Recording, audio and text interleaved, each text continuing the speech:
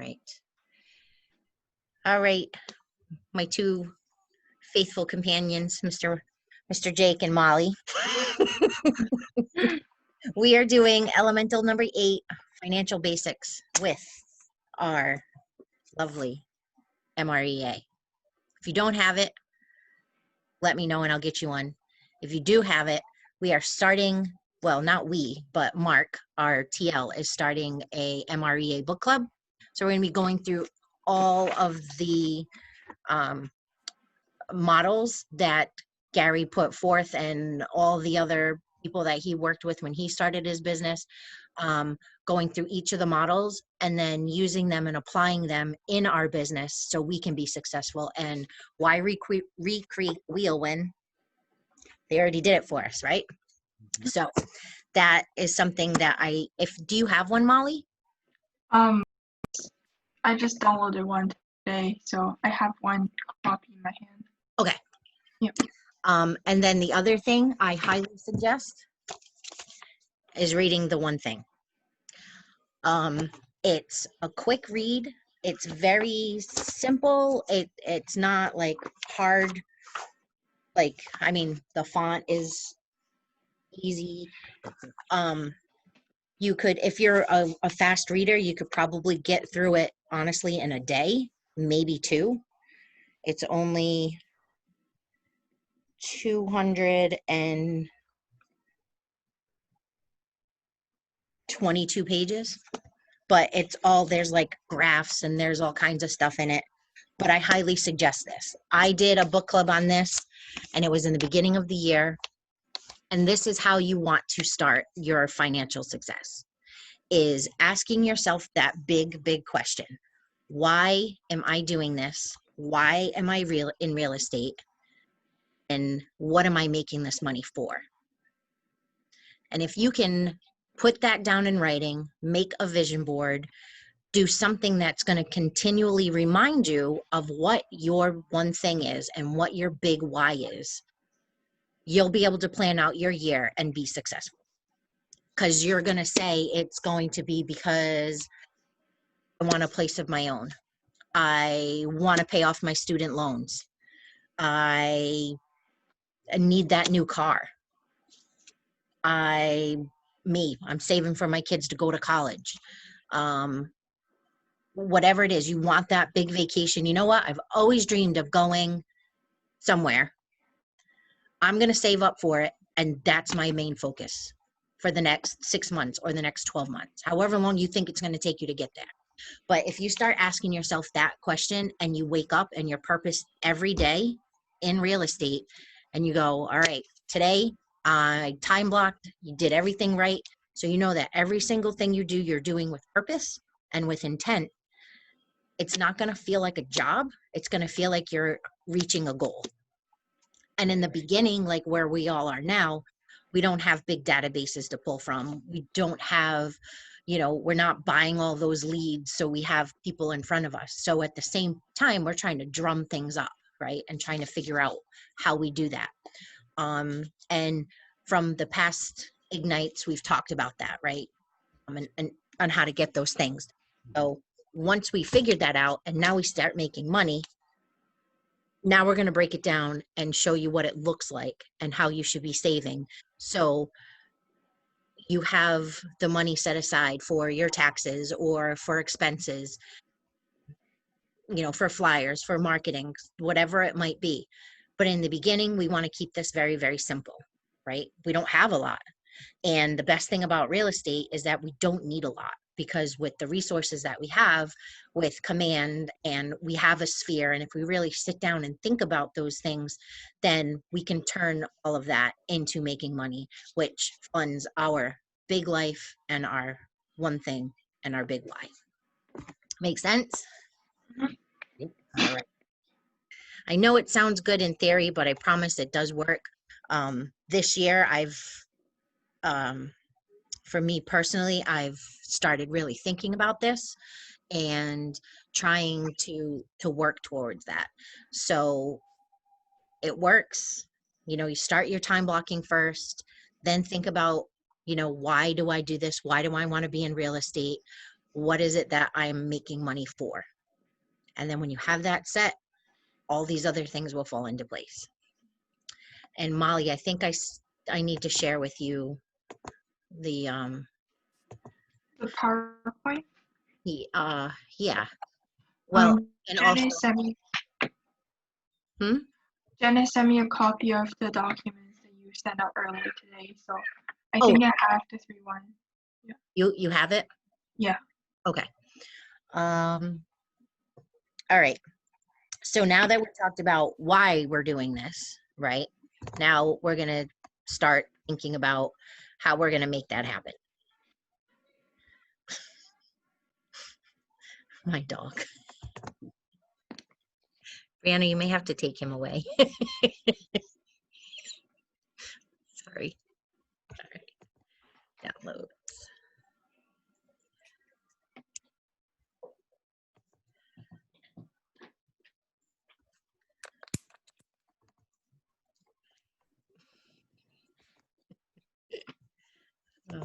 Hold on a sec. I had it and then it just decided to go away.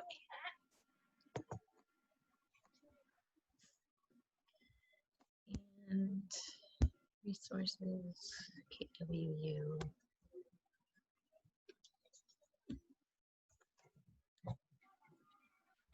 So what do you think your big whys are? Like if you can think about it, if you could put anything to it, what do you think it would be? Do you have one yet? For me, it's not reaching my full potential. Mm-hmm. Kind of something that drives me, which is why I like real estate, because you get returns on what you put in, you know, so there's no limits, you know. Mm-hmm. It's my why for being in real estate is, you know, it's gonna help me reach my full potential, and you know, it's not gonna hold me to the ground like a 9-to-5 will. So Mm-hmm. that's one of them. That's why I like real estate too. Is that it's gonna do whatever I put in, right? Right.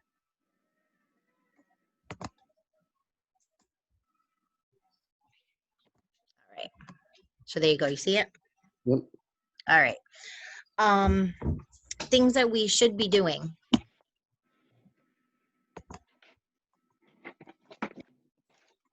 Hello. All right. So running our business, this falls under managing our money, falls under running our business. So we're going to get some perspective on this, right? Mm-hmm. And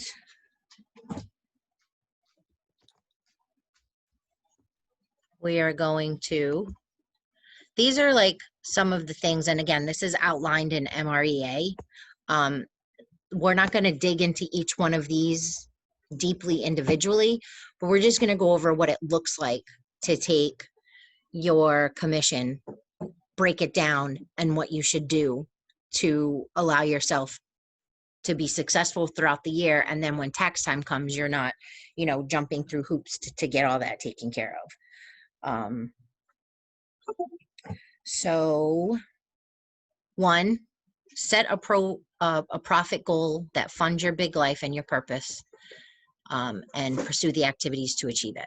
So if you two haven't heard me talk about it yet, this is like doing your 411. One, knowing what your one thing is, and then do a 411. Estimate, save for, and pay your taxes on time.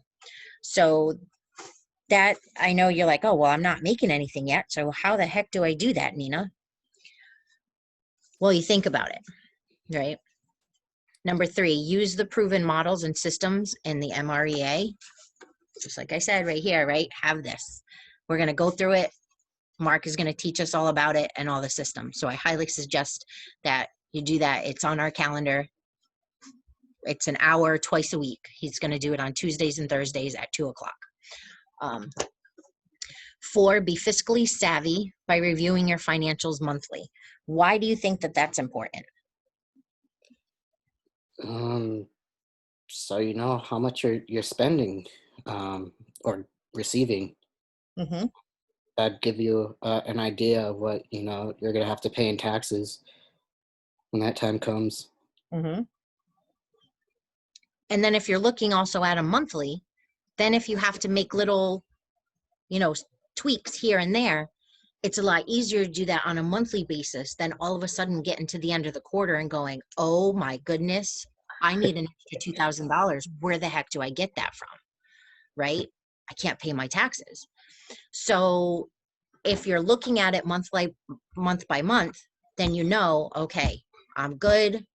I need to make another sale. I need to get another buyer. I need to, maybe this one I'm short a couple $100, so I'm going to have to take that hit on paying myself, right? So you're looking at it every month, just like you are looking at your 411 every month. I didn't have many appointments. I need to make more appointments. I had an overage of appointments last month. This is great. I'm on track, right? And you can keep going.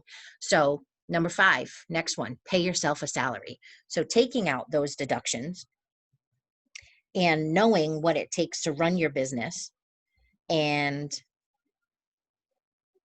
knowing that, taking it out, all of the deductions and paying yourself. Sometimes we just want to run and go and cash that check.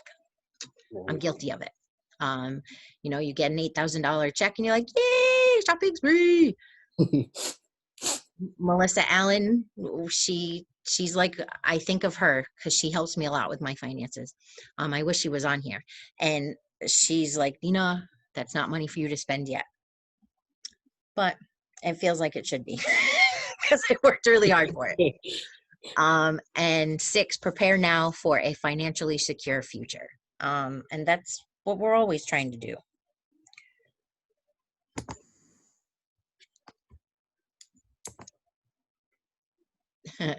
Gary Keller, money is good for the good it can do. He always has those little tidbits of info. All right, so here we go. Here's the situation. We have 2 different ways that Jessica can use her money. I think this is on page 8 in your book. Okay. Mm-hmm.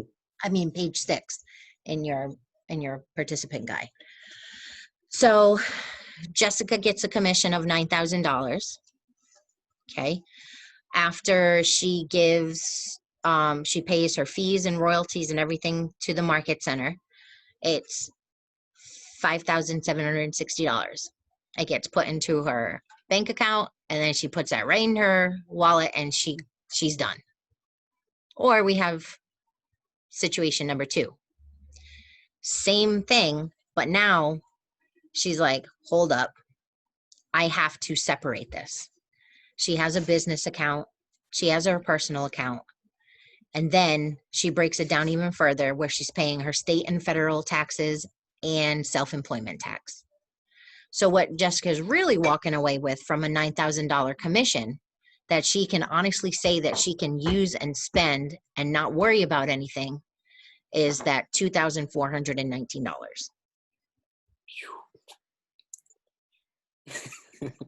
Exactly. And you look at that and you go, I really like the $5,600 better than that 24, right? We that doesn't seem right? But she's setting herself up for success too.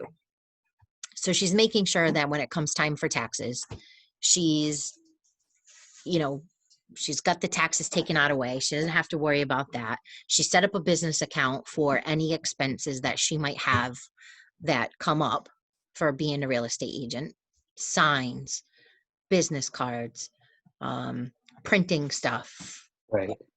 all of those things that you have. Maybe it's paying rent for the place, an office. Maybe she's renting a little cubicle or something at the office. So she knows that all of that stuff and those expenses are paid for. And now with that $2,400, she can use it to manage her life. So she's budgeted. And so that's her rent, her car payment, anything else that she wants to do. So ideally that looks great for all of us. But where do you guys see yourself? Where do you put yourselves? I'm still a little bit confused about the 2 situation. What's Okay. the difference between personal bank account and business bank account in this scenario? I think that Jessica's wallet, $5,670, even though it goes to her wallet at the moment, isn't she going to pay taxes at the end of the day, at the end of the year?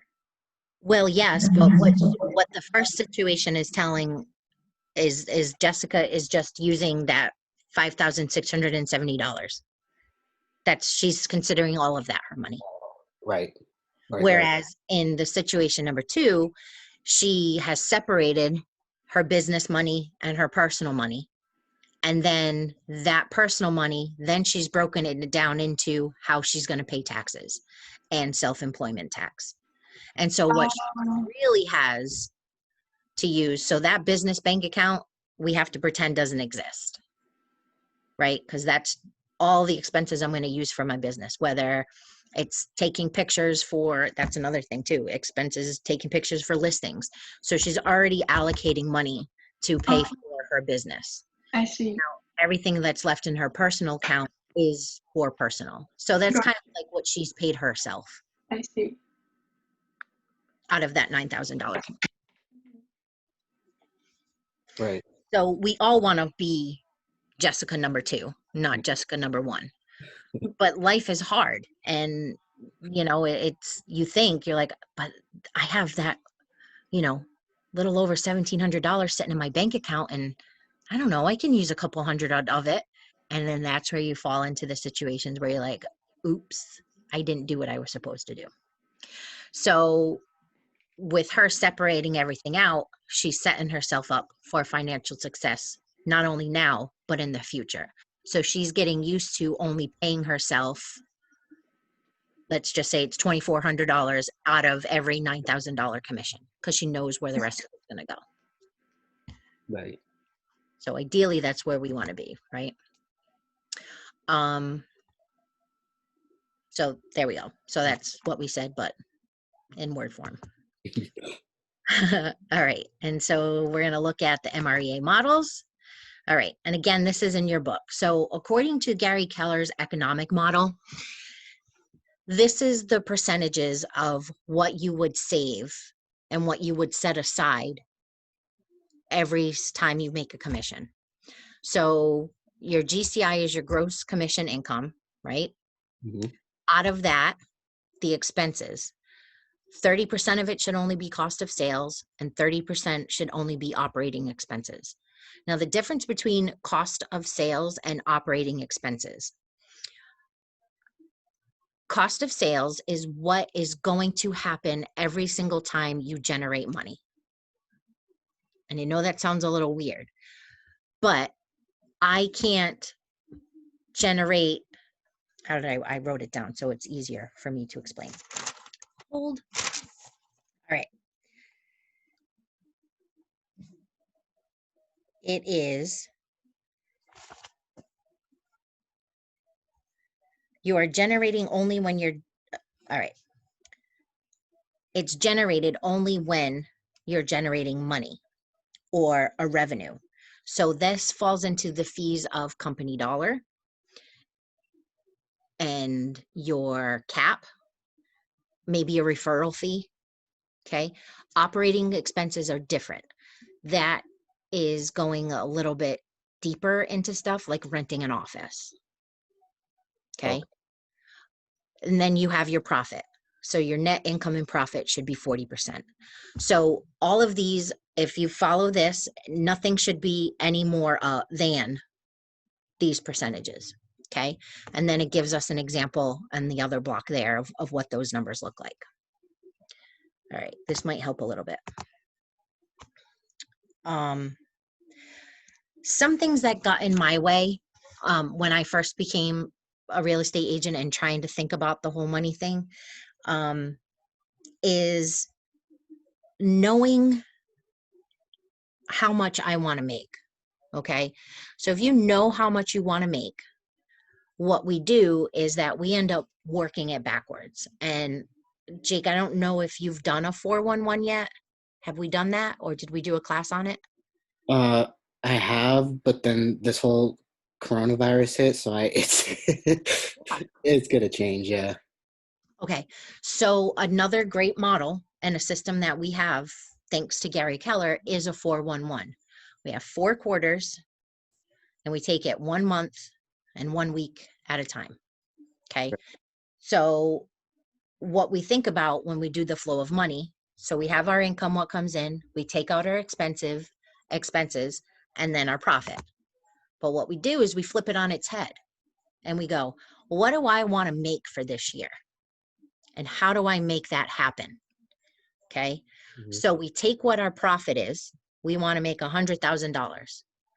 We take out our expenses and then we say, how many homes do I have to sell with an average of whatever my commission is? Let's say it was $7,500.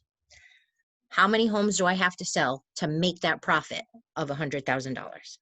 And this is what our 411 helps us break down and show us. So you think, oh my gosh, there's no way in my first year I can make $100,000 or make a $50,000. There's no way.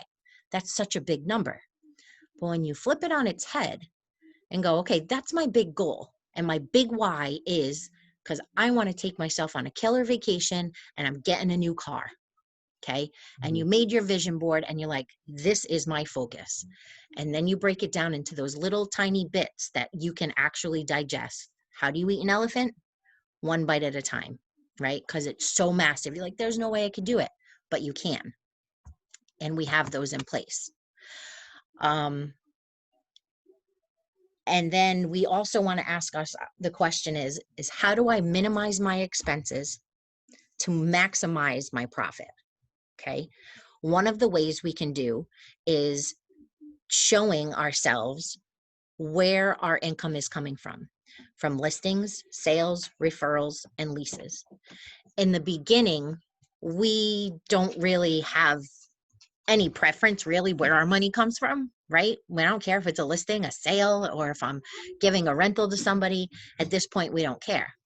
But having a system in place from the very beginning allows you to, when you get to in your second, third, and fourth year, now once you've established that foundation and your sphere has gotten bigger and you have past clients, it allows you to hone in on where am I doing my business the most, where am I spending most of my money, and is it financially responsible for me to be doing this? So even right now, where you either have nothing going on or you've only had a few, tracking these things are good because it'll set you up for later on. Does that make sense? Yeah. Yeah. All right.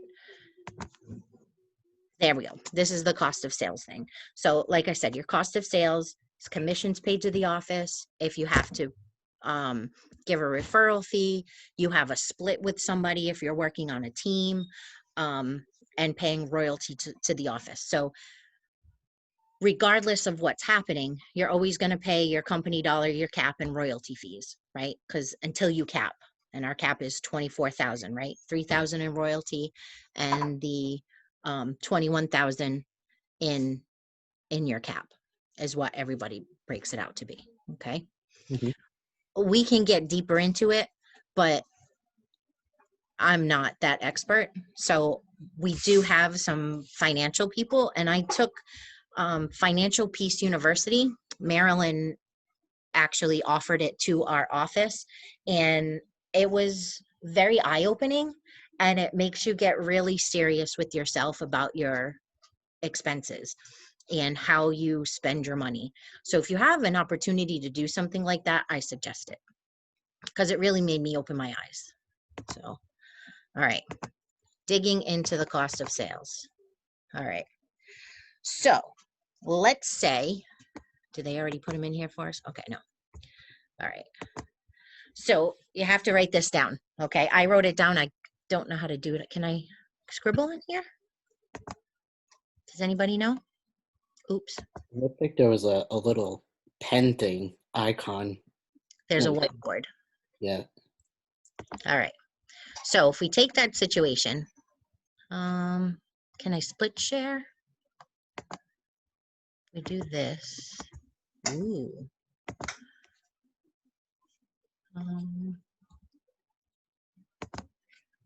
All right. So it doesn't show it on here. Oh, annotate. Ha, ha, ha, ha. Here we go. All right. So here I do, can I just do, sorry, I'm writing. It looks very childish, but so let's say we take that same situation, right? Okay. $10,000 we make in our commission. What's 30% of that? 30% of that is 3,000, right? Yep.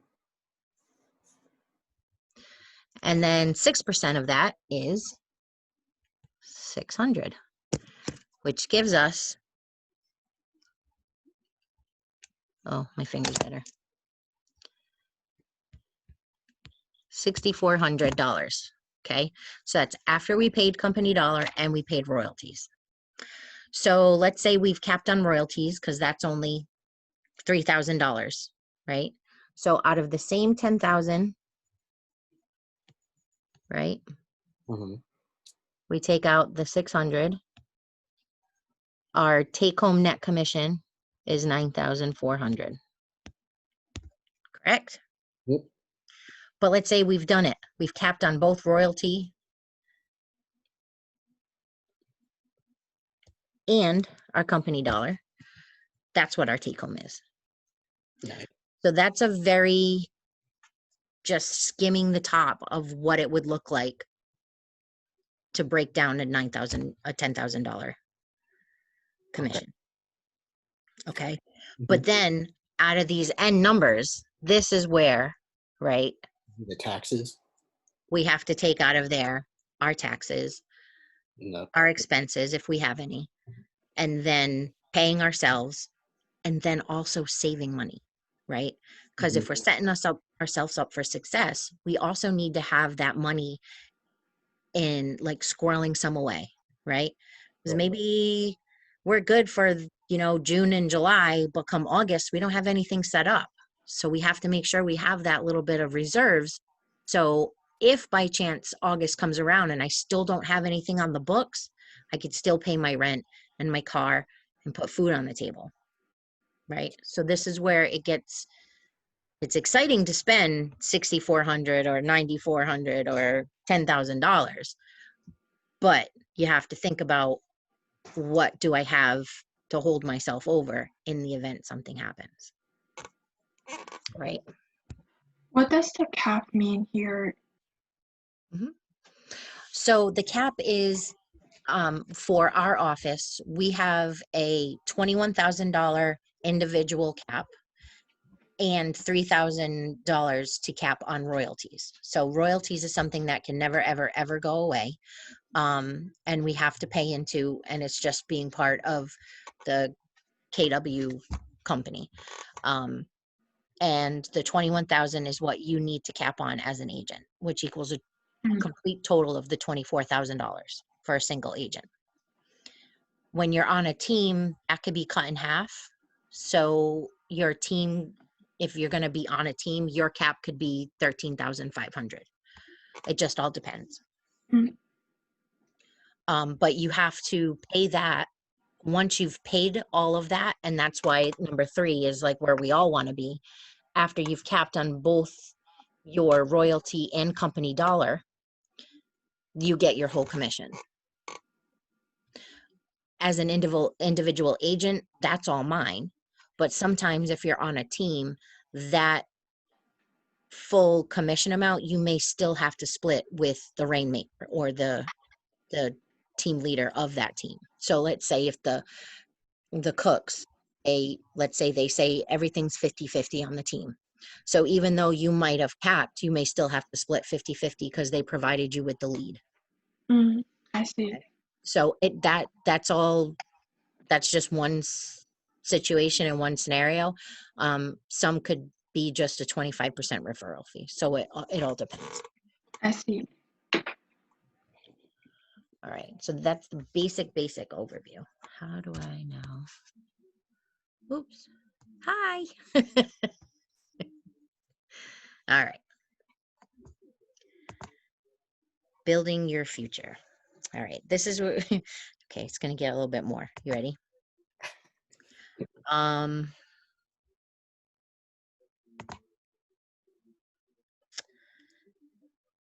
Are you guys okay with numbers? Do you want me to dig into numbers, or do you want to more see how to get you there and what that looks like?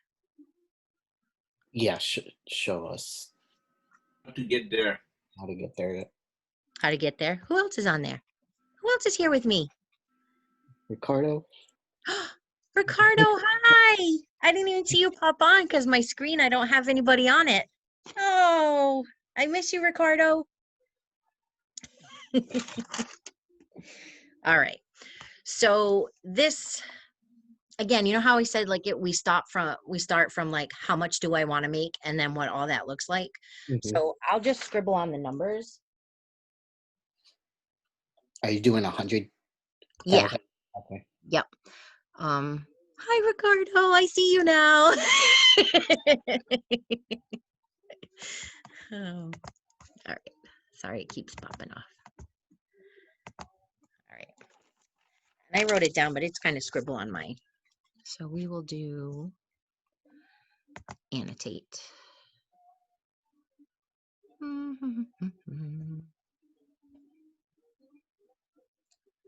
Want to draw? Draw. All right. My net profit. Oops. Is 100,000. So I'm going to write the numbers down and then I'll explain them. 166. Oops, that's a 6.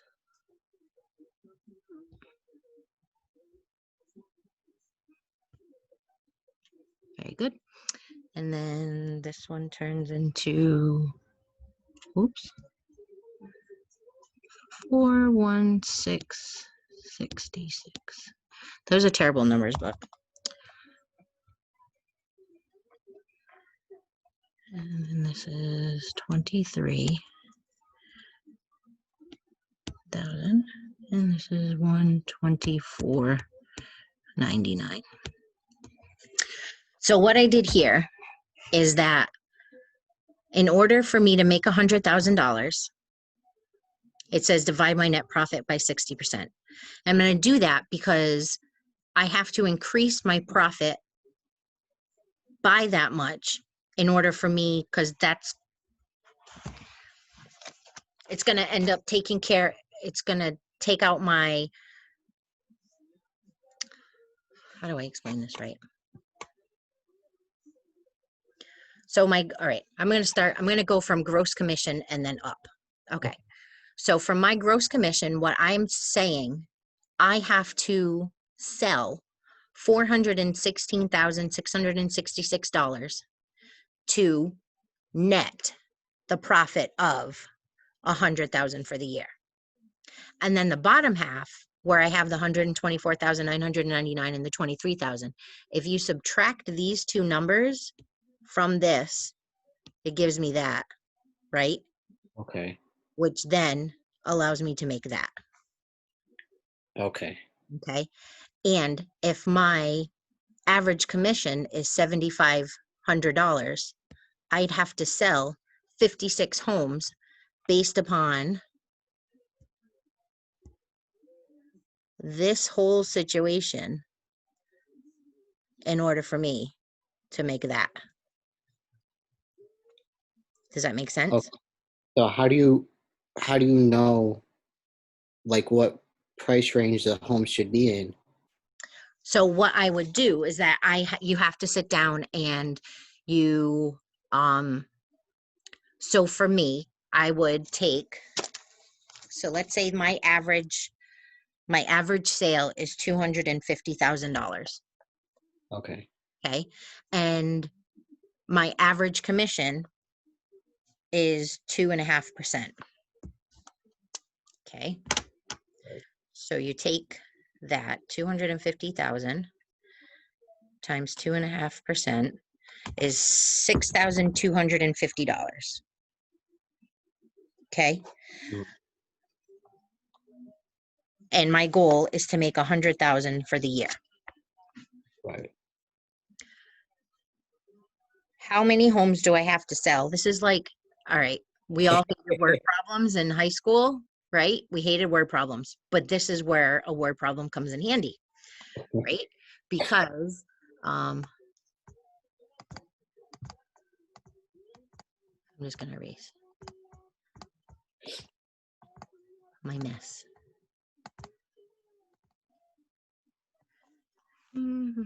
Erase. All right.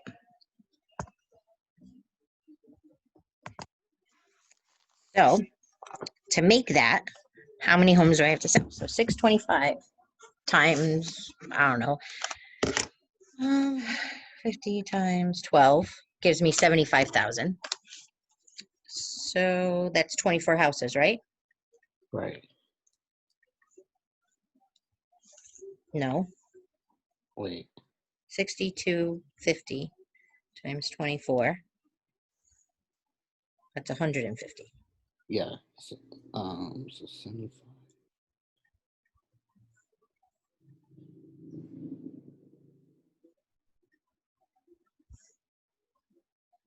6250 times 18. Okay, let's make it easy and say I want to make 150 then, because it was easier to figure that number out. Yeah. So if I want to make $150,000 a year, Uh-huh. oops, sorry. If I want to make 150 and my average sale commission is 62,500. I have to sell 24 homes to get that. So you have to sell 24 homes in the 250 range Correct. to If get. my average sale price is 250,000, Uh-huh. I'd have to sell 24 houses, 24. Okay. which is doable in your first year. Right. But So most of us don't get there. Maybe we get about 10, unless So- you're slaying it. that number would increase if you get listings that are less, though, right? Right, Okay. right. So if you're focusing on, and that's why when we do our budgets and we're doing our appointments and we're setting the appointments, whether they're buyers or listing appointments, we're keeping in mind in this every single time we look at our month, whether it's, you're looking at them side by side. So not only you're looking at your budget, but your 411. And you're looking at them both at the same time because you're like, okay, I didn't quite hit my budget that I wanted to do for the month. So what did I forget to do, or what do I have to improve upon in order to increase all of that so I can still hit my goal of 24 houses for the year? Right. So then I would take that 24 and I could make a 411 and say I would have to close pretty much 2 houses a month. Yep. Okay. And then you'd break it down. And what do the 2 houses a month look like after that? Right. Right. Are you good at online marketing? Is it phone calls? Is it,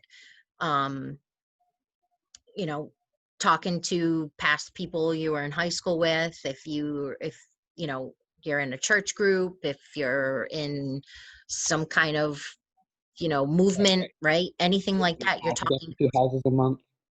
That Huh? would be so it would be how to get those 2 houses a month to close. Correct. Okay. Yep. And then the 411 would break it down even more. And like, what does that look like? How many appointments do I have to have a day, a week, and in a month in order for me to close 2 homes a month? Okay. Okay. But if you land a listing at $400,000, Yeah. you Right. just did yourself a favor. Uh-huh. So if you up the sales price of your home, the less work you have to do to reach that particular goal. But you know what? If you're on par by the middle of the year and you're like, holy crud, I'm going to hit my $150,000 mark. So I'm going to slow down. No, Right. No, you don't want no. to do. You're like, no, I'm going to surpass that goal. And you're Right. going to keep doing what you're doing. And if your 24 houses turn into a better average sales price than 250,000, you're Mhm. doing better than what your initial goal was. Now, for you guys, you don't know what your average is yet because you haven't sold much, right? So this is where the drive comes into place, is how hard do you want to work for that 150,000, Mhm. right? Right. So if you're landing listings and, you know, because listings are leverage, right? Everything we do, listings are leverage. That's where we're going to get buyers. That's where we're going to get exposure with our marketing and our brand. So how do I leverage that? And the higher you have that, the easier it's going to be to reach that goal of 150,000. So if we divide that in half, that means my average sales price has to be 500,000 instead of 250, Right. which sometimes it's doable, but you can have really good months and you can have not so really good months. And that's why it's good to continue to look these over and stay on target and not get ahead of yourself. Because, you know, your spring market, you could kill it like every spring market. But if you don't squirrel that money away and set yourself up to go, okay, I don't know how November, December, and January are going to go. So I'm going to squirrel that money away. I'm going to make sure that I have, you know, an emergency fund or 3 to 6 months worth of living. When you have all those things in place, then you can go, okay, now I can get creative with stuff. Because if you have a good 411, you have an emergency fund, and you have 3 to 6 months, if not more, of money saved and set aside to know that if stuff gets really, really bad again, I can still survive Mhm. without feeling trapped. Okay. Those are the basic foundations just for working for yourself, being self-employed. If you can get those things and that foundation set, then you can start getting creative in how you move money around and market and save and invest and stuff like that. But until then, I don't suggest investing or doing anything like that. Yeah. But ideally, that's where you want to be. And at my age, I'm still striving for that. I wish I had more of a coach, or not even a coach, but maybe hopefully, like, I wish my family would have really impressed upon this on me, saying, you know, an emergency fund and then 3 to 6 months worth of savings, Mhm. where you can just live and know if you didn't make one dime, you know, for 3 to 6 months that you can still stay in your apartment or pay your mortgage or your car or whatever. That's Right. where you want to be. And Right. working for yourself, that's hard, you know, because paying taxes, nobody wants to pay taxes, right? Yeah. Do that. Anywho, so that's what that would look like. Okay. Oh, look, Nice. stop it. Ah, ah. Okay, there we go. All right, best practices. Know what your big why is. Know what your big life hopes and dreams are.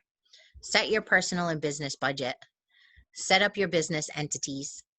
Open additional bank accounts for taxes, expenses, and other savings. Download and use your MREA.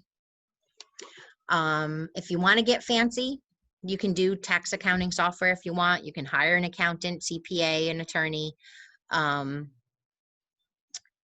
Do your quarterly taxes. And then, like I said, again, your insurance, savings, and investments. That's like way down the road. But setting yourself up to know that if, like the COVID thing, right? People who, the people who are self-employed who prepared and had all that little, you know, cushion stacked away, they probably got through this whole COVID crisis without, too much of a scare. I mean, it's scary, that I'm not saying at all, but they were still able to breathe.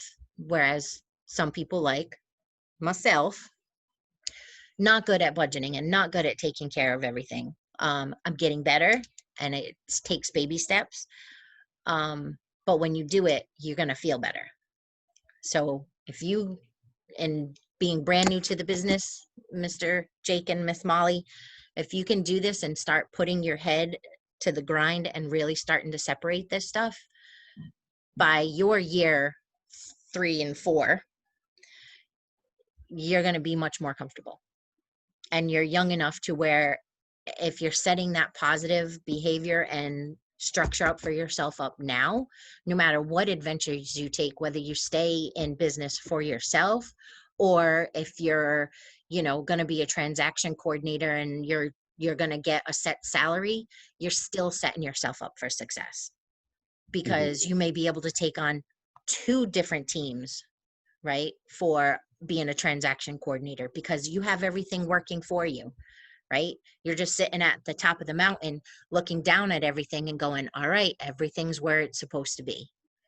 And so financially you're secure and you feel safe to make those little adventures for, investing or taking on another team or something, right? Right. So that's how you're going to be able to do it. All right. For the advice. Huh? Thank you for the advice.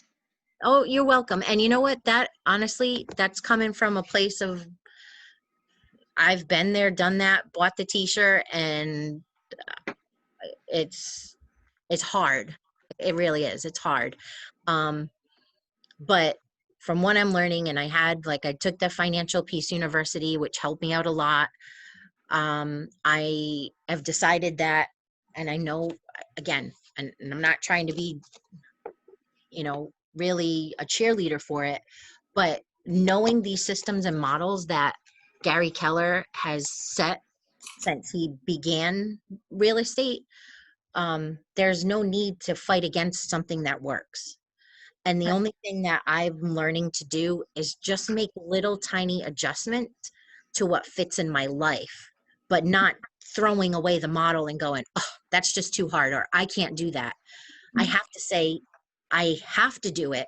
It worked for him, and it's worked for hundreds of agents after him.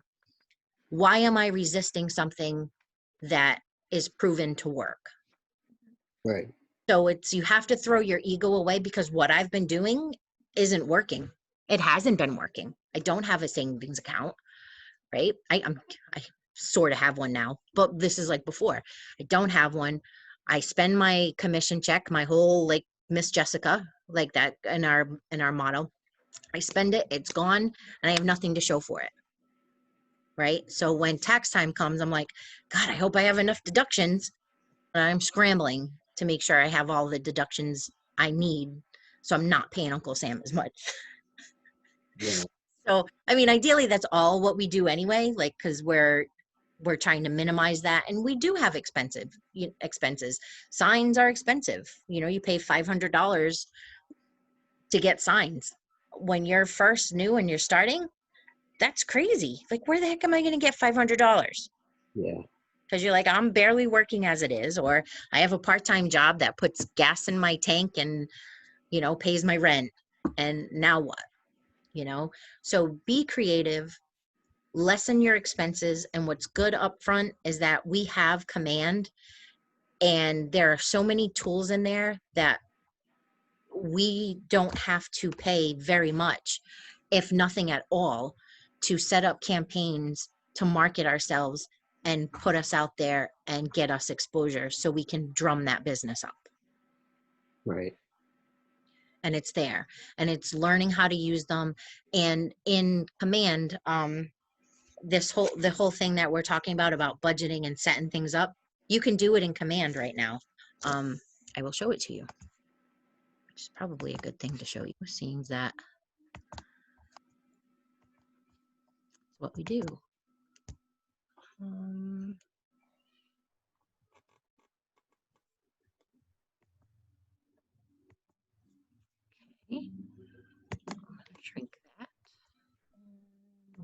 here.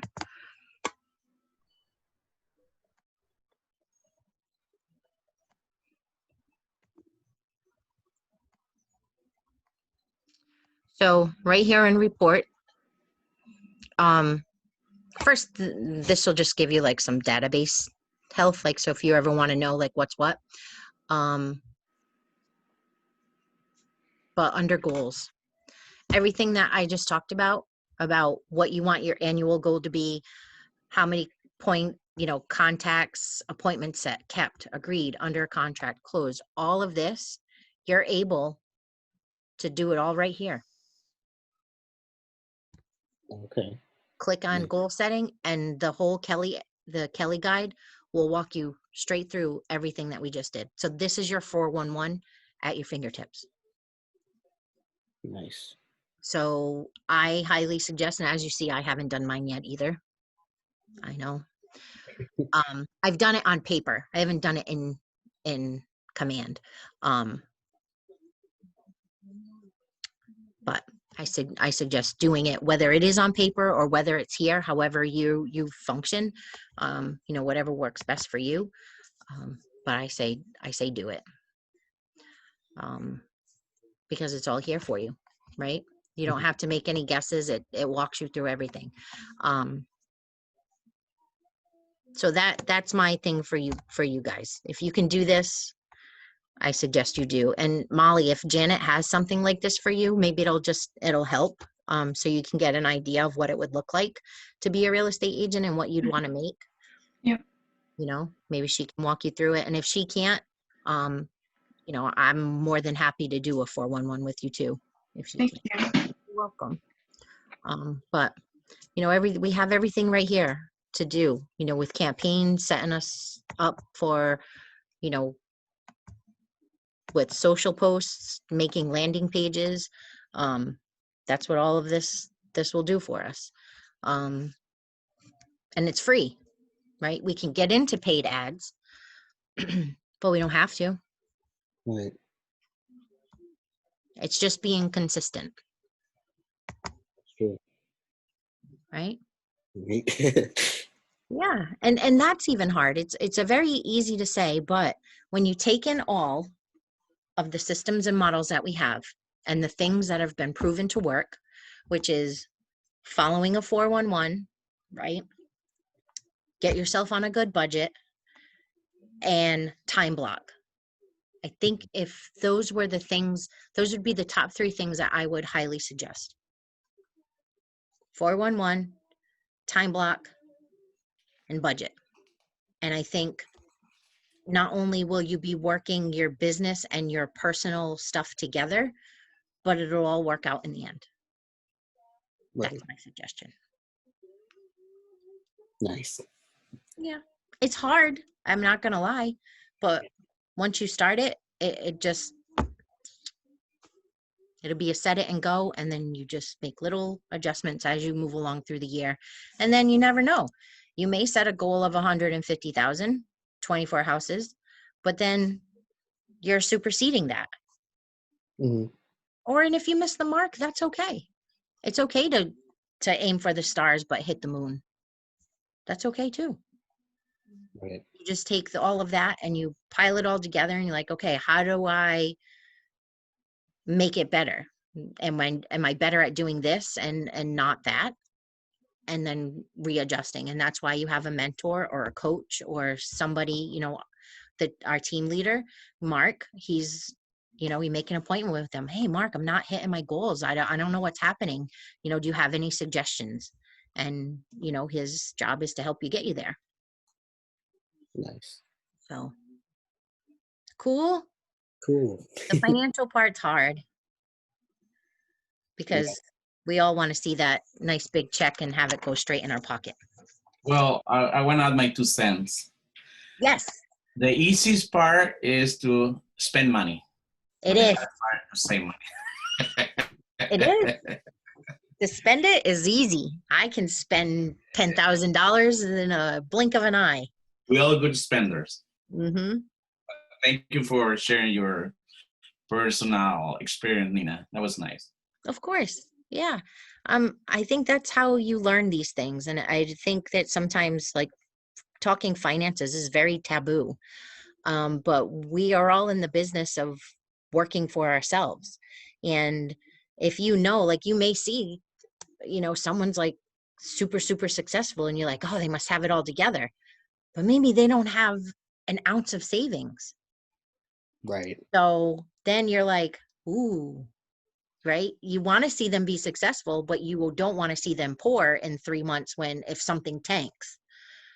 Right. So I think having that, and, again, like if you're interested in the Financial Peace University, I'm sure Marilyn will run it again, because she's a teacher with it. So it was, I forgot how many weeks, 9 weeks, 9. I want to say it was 9. I'm not 100% sure though, but we did it in the evenings. So if it's something that you're interested in doing, I really had a lot of aha moments for personal, but read the one thing. If you don't have it, we have some at the office. If not, shoot, I'll let you borrow mine.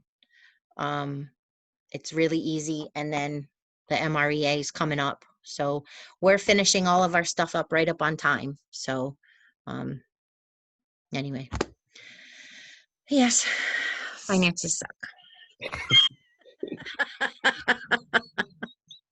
But, it's the unfortunate part. Money rules our world. That's true. Well, thank you guys for coming and popping in. Ricardo, it was lovely seeing your smiley face. Thank you. I appreciate it. You're welcome. And if you guys need anything, you know how to contact me, okay? Okay. All right. Thank you. You're very welcome.